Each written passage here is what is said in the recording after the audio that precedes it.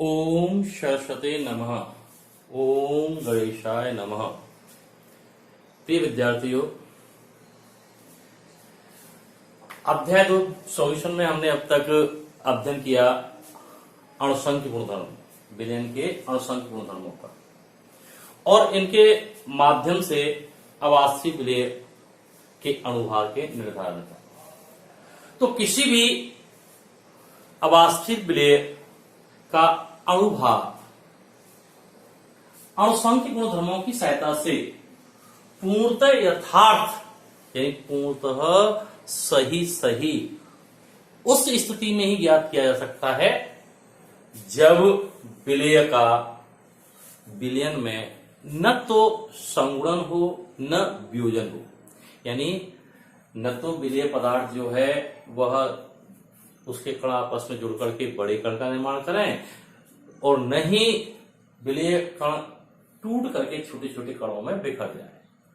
दूसरी बात, विलयन तनु हो और रावले नियम की पालना करता हो।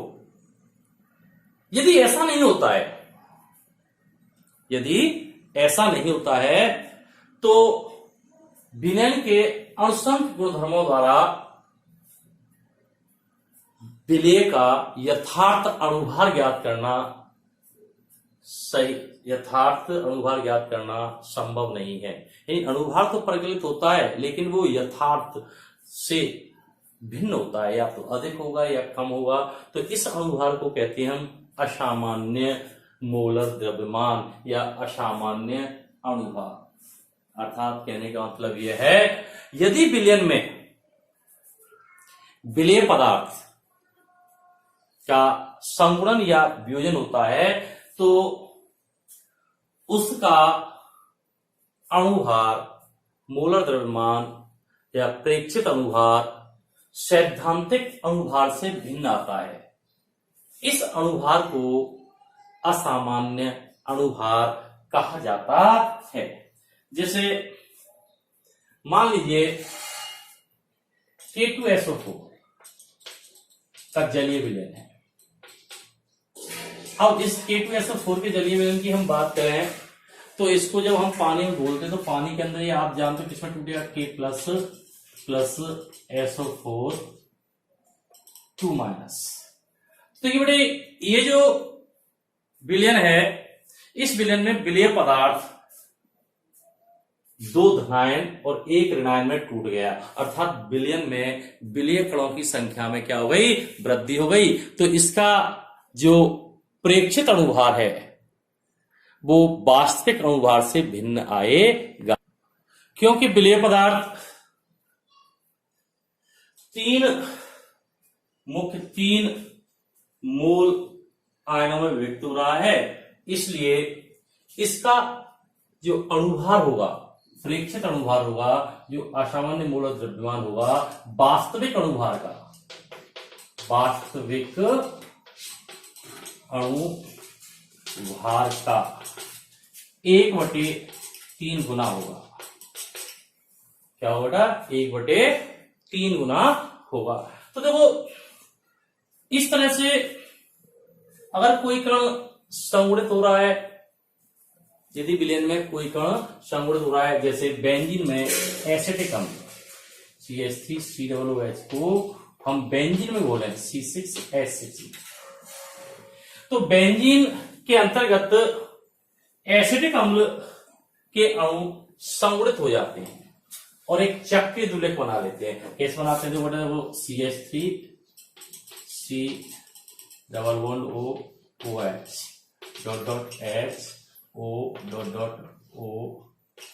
.O.CH3। तो देखो इस तरह चक्रीय द्विलक बन जाता है, चक्रीय द्विलक। तो इसमें देखो जो कण है, कणों की संख्या क्या हो गई बेटा, कम हो गई। यानी 2 CH3COOH के अणु आपस में संविलयन के अंदर संगुणित हो गए। क्या हो गए, संगुणित हो गए। तो यहां पर जो मूल अणुओं की संख्या 1 हो गई, घट करके क्या हो गई, 1।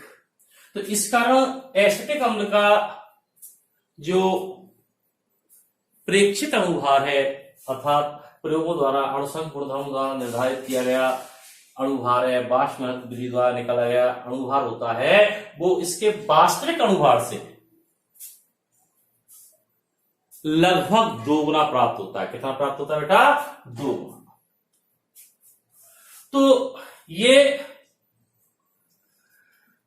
इस प्रकार हम कह सकते हैं कि अणुसंख्य गुणधर्म द्वारा किसी भी आवासीय विलेय का अणुभार उसके वास्तविक अणुभार से भिन्न आता है, जिसे असामान्य अणुभार कहते हैं। तो बड़ा इसमें से ये प्रश्न बहुत पूछा जाता है कि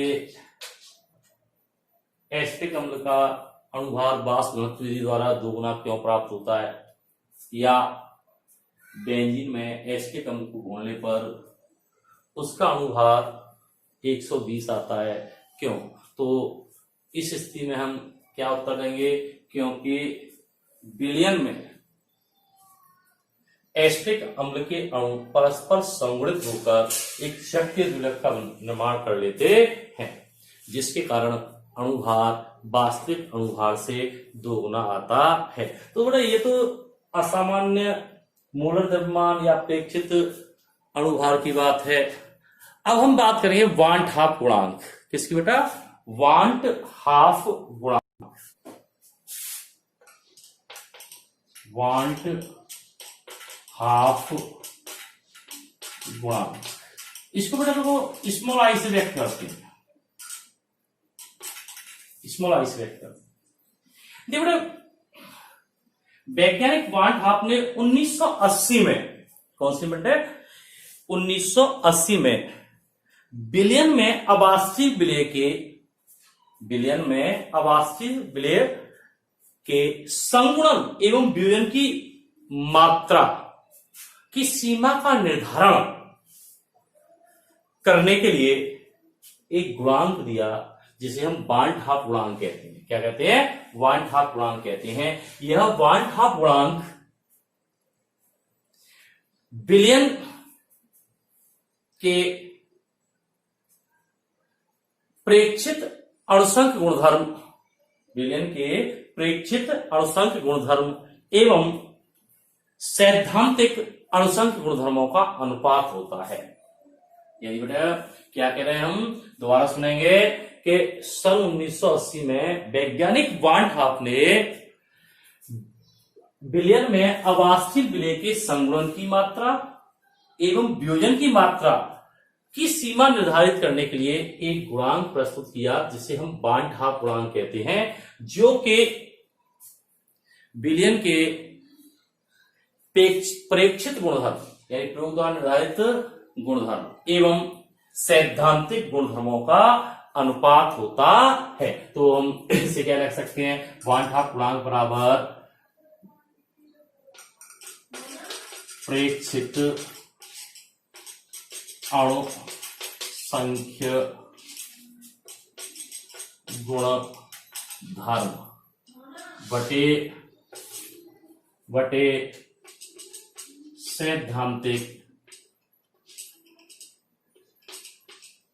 सैद्धांतिक अणुसंख्य गुणधर्म। तो बड़ा ये इसका मान है। देखो हम जानते हैं कि अणुसंख्य गुणधर्म, विलयन के अणुसंख्य गुणधर्म विलय कणों की संख्या के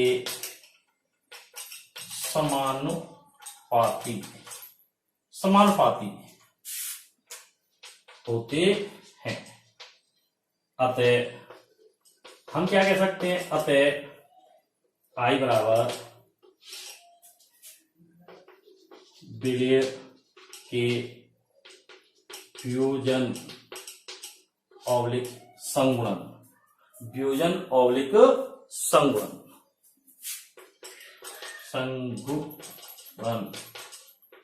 के बाद भाग कणों के मूल बटे विलेय के वियोजन / संगुणन से पूर्व कणों के मूल।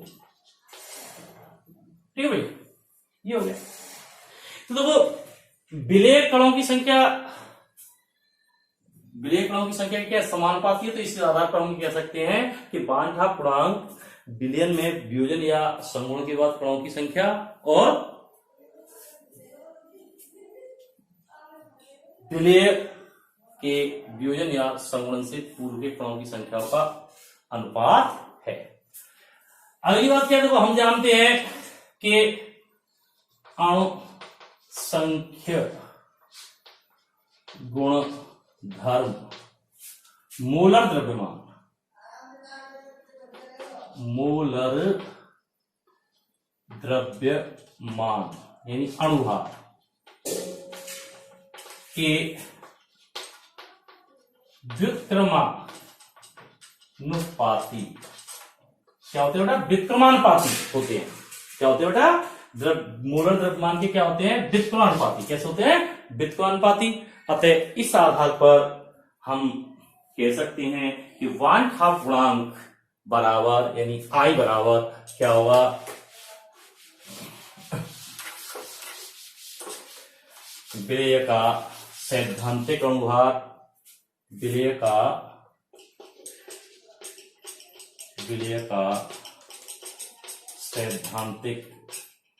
सैद्धांतिक अणुभार बटे विलेय का प्रेक्षित अणुभार।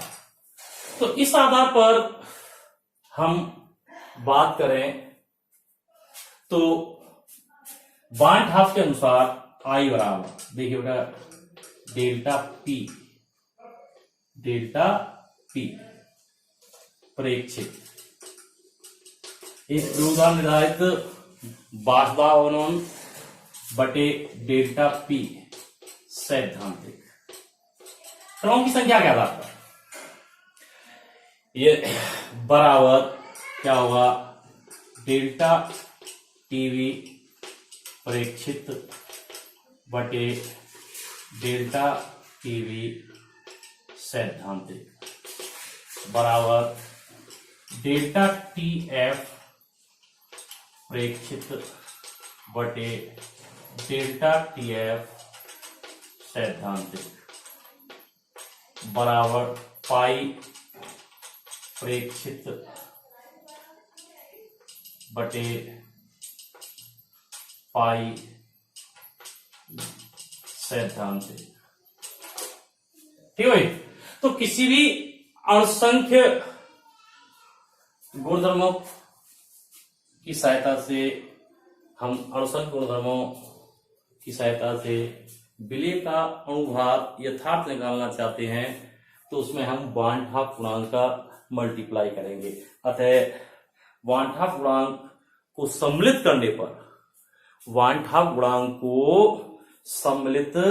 करने पर अणुसंख्य गुणधर्मों के लिए निम्न समीकरण प्रस्तुत किया जाता है। क्या किया जाता है? निम्न समीकरण प्रस्तुत किया जाता है। जैसे देखिए अणुसंख्य हम क्या कर रहे हैं? वांठा पूर्णांक को सम्मिलित कर लिया जाए तो अणुसंख्य गुणधर्मों के लिए जो समीकरण आते हैं वो निम्न प्रकार होते हैं। जैसे बाष्प दाब का आपेक्षिक अवनमन यानी P not minus P A बटे पी नॉट बराबर एक्स भी था हमारा, तो इसमें वांठा गुणांक को सम्मिलित कर रहे हैं तो वांठा गुणांक का क्या करते हैं? मल्टीप्लाई आई, तो क्या हो जाएगा? आई वांठा गुणांक इंटू एक्स बी है। क्वथनांक क्वथनांक उन्नयन डेल्टा टीवी। तो डेल्टा टीवी बराबर देखो हमारे पास क्या था, डेल्टा टीवी बराबर था, देखो शॉर्ट में लिख दूं मैं केवी डॉट एम। तो बेटा देखो इसमें क्वथनांक उन्नयन में बताया था डेल्टा टीवी बराबर केवी डॉट एम। तो केवी क्या है, क्वथनांक उन्नयन मूलल स्थिरांक है या मूलल उन्नयन स्थिरांक, और एम क्या है, मूललता। तो इसमें तो बांटा पूर्णांक का हम मल्टीप्लाई करते हैं तो क्या हो जाएगा आई केवी डॉट एम, या 1000 इंटू आई इंटू केवी बटे KV into M A into W A. ये आपका सूत्र बन जाएगा, ये बी आएगा है ये। तो ये क्वथनांक किसके लिए बेटा, क्वथनांक उन्नयन के लिए। इस तरह हिमांक अवनमन के लिए क्या आ जाएगा, हिमांक अवनमन के लिए तो देखो हिमांक अवनमन का समीकरण क्या हो जाएगा, हिमांक अवनमन डेल्टा पी एफ बराबर देखो हमारे पास था के एफ इंटू एम। वही देखो बेटा यहां पर के एफ क्या है, हिमांक अवनमन स्थिरांक या मूलल अवनमन स्थिरांक है। एम क्या है, मूललता। तो इसको देखो हम क्या लिख सकते हैं, अगर इसमें संशोधित समीकरण लिखे तो आई का गुणा कर दिया, या देखो 1000 इंटू आई बांटा गुणांक into KV sorry K F बटे M B into W A. ये इसके लिए हो गया। इसी तरह को हम परासरण दाब पाई बराबर क्या था हमारे पास CRT, ये निकल के आया था। तो इसमें देखो हम संशोधित समीकरण लिखे तो आई का बड़ा करते हैं ICRT। तो इस तरह से पांचहाफ गुणांक की सहायता से हम विलयन के अनुसंख्य गुणधर्मों के लिए संशोधित समीकरण प्राप्त करते हैं। और एक विशेष बात तो जो हमें ध्यान रखनी है, नोट जिसे अपन कह सकते हैं कि यदि विलयन में विलेय का संगुणन होता है, क्या होता है बेटा, संगुणन, तो I इज लेस देन 1 होगा। और यदि विलेय का वियोजन होता है तो I ग्रेटर देन होगा 1 होगा। ये वाली बात हमें ध्यान रखनी है। यदि विलयन में अबाष्पीय विलेय कण का क्या हो रहा है, संगुणन हो रहा है, तो I का मान 1 से कम होगा। और यदि अबाष्पीय विलेय का विलयन में वियोजन हो रहा है तो I का मान 1 से अधिक होगा। और दूसरी बात ये ध्यान रखनी है हमें, अनुसंख्य गुणधर्मों द्वारा, अनुसंख्य वैसे बोल देता हूं मैं, अनुसंख्य गुणधर्मों द्वारा अबाष्पीय विलेय का अणुभार सदैव यह मानकर निर्धारित किया जाता है कि विलयन में उसका न तो संगुणन हो रहा है न वियोजन हो रहा है। अर्थात वियोजन से पूर्व और वियोजन के बाद उसकी अवस्था नियत है, स्थिर है। तो ये वांछाप गुणांक। अब देखो वांछाप गुणांक के ऊपर कुछ प्रश्न पूछ लिए जाते हैं कि जैसे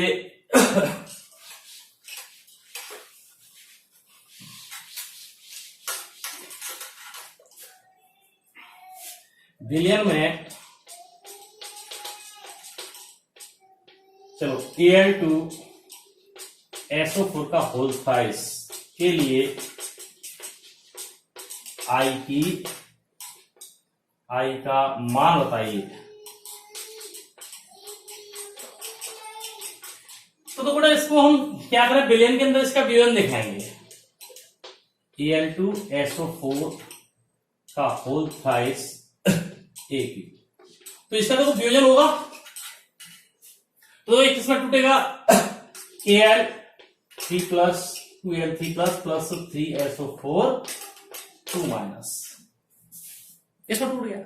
तो 1/2 गुणांक, ये तो बिलियन में वियोजन हो रहा है, बिलियन में बिलियन का क्या हो रहा है, वियोजन हो रहा है। तो हमने पढ़ा है कि आई बराबर वियोजन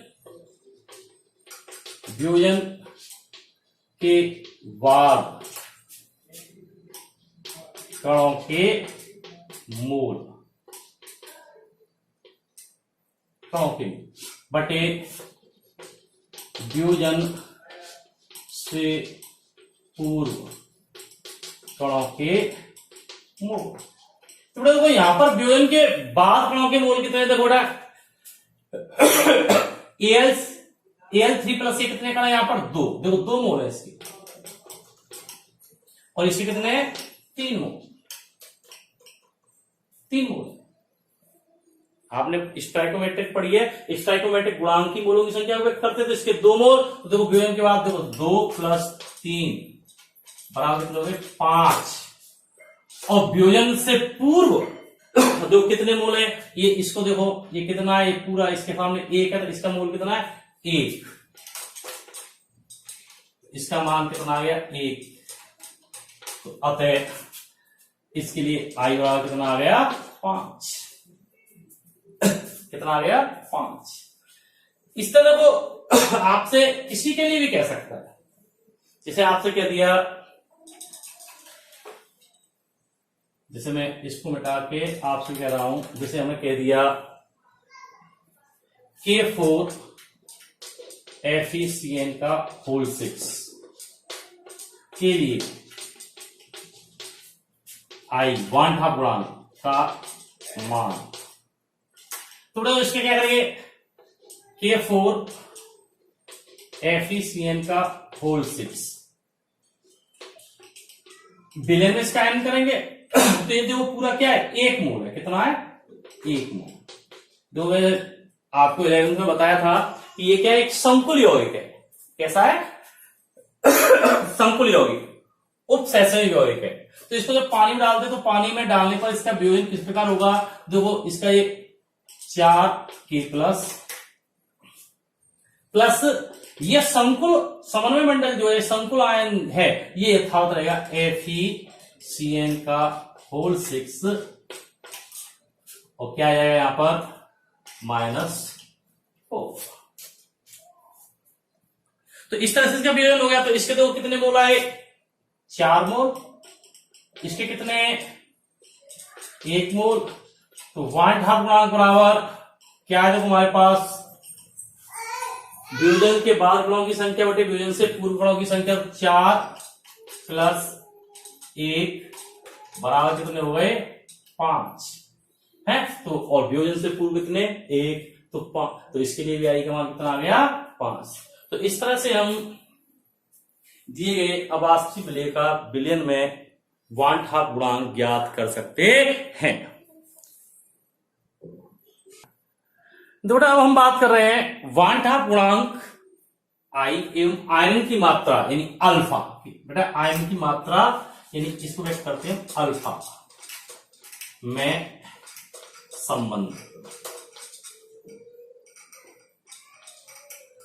तो बेटा संबंध निकाल रहे हैं, तो सबसे पहले हम बात करेंगे आयरन की मात्रा। वैसे तो हमने 7th चैप्टर में पढ़ा था 11th में कि विद्युत अपघट्य की संपूर्ण मात्रा का वह अंश जो बिलियन में आनित होता है, यानी आप यहां यूं कह सकते हैं कि अवास्तविक विलेय की संपूर्ण मात्रा का वह अंश जो आयनों में विभक्त होता है, आयनों में टूटता है, आयन की मात्रा कहलाता है। संपूर्ण मात्रा का वह अंश जो आयनित होता है, विलयन में आयनों में टूट जाता है, उसे आयन की मात्रा कहते हैं और इसे एल्फा से व्यक्त करते हैं। इसे हम वांठा पूर्णांक से किस प्रकार संबंधित कर सकते हैं कि माना कोई अवाशील विलय ए और ये विलयन के अंदर वियोजित होकर के एनवी कण देता है। तो ये 1 मोल था इसका, 1 मोल, और इसके प्रारंभ में क्या होंगे 0, प्रारंभ में मोल। ठीक है भाई। अब मान लिया इस 1 मोल में से एल्फा कण वियोजित होते हैं, अर्थात वियोजन की मात्रा, वियोजन यानी आयनन की मात्रा एल्फा क्या है। तो जैसे मैंने आपको बताया था, हमारे पास 1 रुपया था और उस 1 रुपये में से हमने 25 पैसे खर्च कर दिए, तो शेष कितने रहे 1 माइनस 0.25 करोगे आप। तो इसी तरह देखो यहां पर 1 मोल में से एल्फा मात्रा क्या हो गई वियोजन, तो 1 माइनस अल्फा, और यहां पर क्या बना देखो एन एल्फा, एन पर प्राप्त हो रहा है। तो ये क्या है साम्य पर मोल, या इसको हम कह सकते हैं प्रेक्षित मोल। ठीक है। तो अब देखिए वियोजन से पूर्व कुल मोल बराबर कितने हैं 1, वियोजन के बाद या प्रेक्षित मोल बराबर कितने हो गए, तो वियोजन के बाद कह लीजिए या प्रेक्षित मोल कह लीजिए या साम्य पर मोल कह लीजिए, तो 1 minus alpha plus N alpha, ये होगा। कोई दिक्कत? या इसको तो हम यूं लिख सकते हैं 1 plus N alpha minus alpha. तो इसमें से तो हमें कॉमन क्या जाएगा, अल्फा कॉमन आ जाएगा, 1 प्लस अल्फा एन माइनस 1। यहां तक कोई दिक्कत भाई? ये देखो हमने वियोजन के बाद कुल मोल निकाल लिए। क्या निकाल लिए? वियोजन के बाद कुल मोल।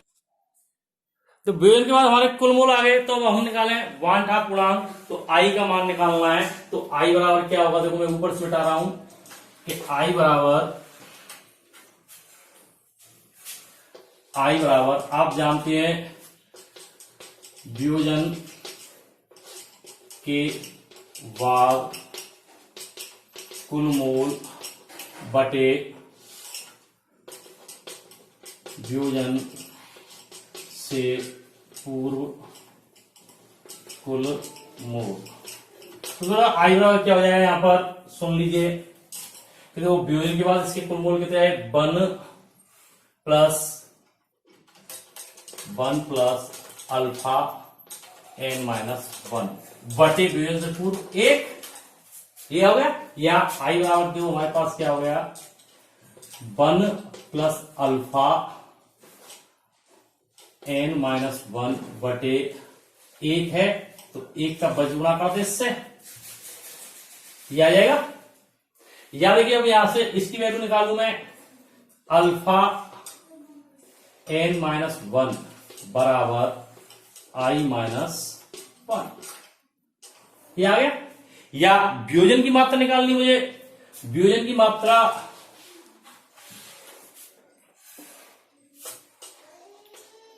वियोजन की मात्रा यानी अल्फा बराबर क्या आएगा, आई माइनस 1 बटे एन माइनस 1। ये देखो वांठा पूर्णांक और विलयन में वियोजन की मात्रा में संबंध आता है। आयन की मात्रा यानी वियोजन की मात्रा में ये संबंध हमें प्राप्त हो जाता है। तो इसी प्रकार हम वांठाप गुणांक को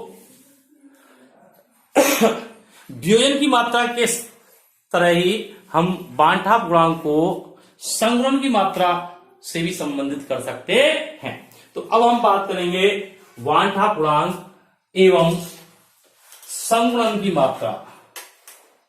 संगुणन की मात्रा, इसको भी अल्फा से व्यक्त करते हैं। संगुणन की मात्रा अल्फा में संबंध अब कैसे निकालेंगे, तो इसके बारे में बात करेंगे। तो बेटा संगुणन की मात्रा क्या है, इसके बारे में बात करेंगे हम।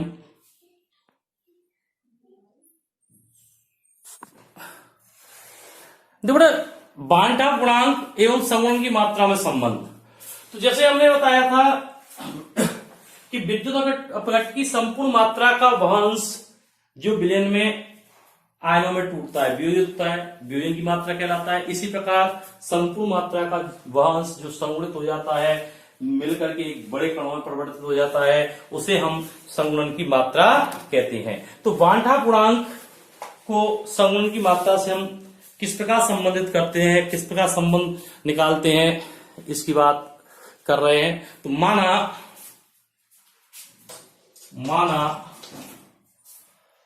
माना कि विलयन में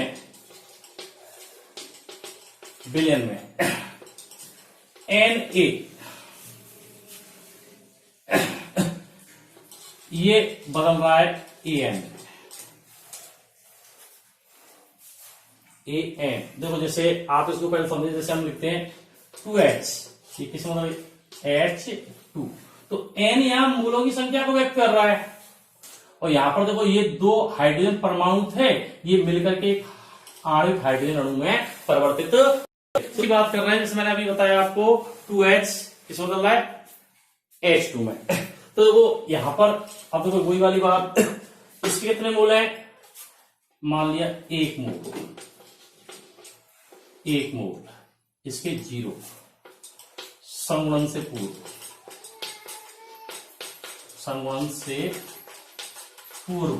मोल, संगुणन से पूर्व मोल। अब देखो मान लिया इसमें अल्फा कण संगुणित हो रहे हैं, ये क्या है संगुणन की मात्रा। अब देखिए यहां पर क्या हो रहा है कि अल्फा कण संगुणित हो गए, तो असंगुणित मात्रा जो संगुणन नहीं हुई, असंगुणित कण कितने हो जाए 1 माइनस अल्फा, और यहां पर कितने हो जाएंगे अल्फा अपॉन एन आते। ये क्या है साम्य पर मोल या प्रेक्षित मोल, ठीक है भाई। तो अब देखिए संगुणन से पूर्व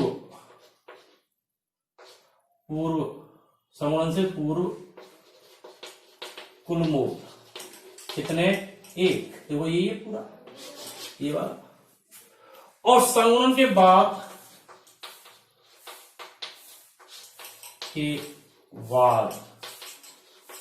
कुल मोल क्या है, देखो 1 minus alpha plus alpha upon N, या हम क्या लिख सकते हैं 1 minus 1 plus alpha upon N minus alpha, या देखिए बराबर हम लें तो क्या आ जाएगा यहां पर 1 प्लस अल्फा, और यहां क्या हो गया 1 अपॉन एन माइनस 1, ये हो जाएगा। कोई दिक्कत यहां तक? तो अब देखिए ये तो आगे वियोजन के संगुणन के बाद कुल मोल, देखो संगुणन से पूर्व मोल 1 है, और संगुणन के बाद कुल मोल कितने हो गए 1 plus alpha 1 upon N minus 1। ये आगे हमारे संगुणन के बाद कुल मूलों की संख्या। यहां तक कोई दिक्कत? अब देखिए बेटा, हम आई की बात करें तो आई बराबर क्या होगा? देखिए बेटा, आई बराबर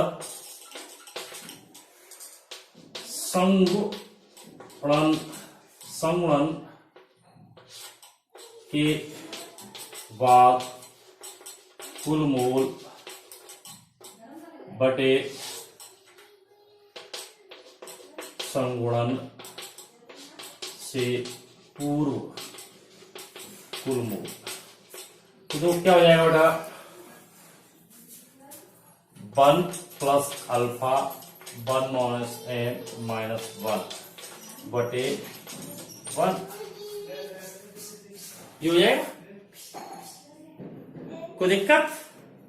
या आई बराबर, अब देखो इसका बचगुणा कर दें तो 1 plus alpha 1 upon N minus 1 है। या देखो आई बराबर ये आ गया। अब देखो इसमें अल्फा 1 अपॉन एन माइनस 1 बराबर क्या आएगा? आई माइनस 1। ये आ गया? ये आ गया कि नहीं आ गया? या अब देखो जैसे इसको हम वो करें तो इसका एलसीएम क्या जाएगा? एन अल्फा, तो ये हो जाएगा तो एन 1 माइनस एन बराबर आई माइनस 1। या अल्फा बराबर संगुणन की मात्रा आई माइनस 1 बटे 1 माइनस एन और ऊपर क्या जाएगा? Into N. ये क्या जाएगी? आपकी संगुणन की मात्रा। तो देखो ये इस प्रकार हम बांटा पूर्णांक और संगुणन की मात्रा में संबंध स्थापित कर सकते हैं। तो बेटा इस प्रकार इस पाठ के सभी टॉपिक आपके सामने प्रस्तुत हो चुके हैं और इसी टॉपिक के साथ ये पाठ समाप्त होता है। जय हिंद।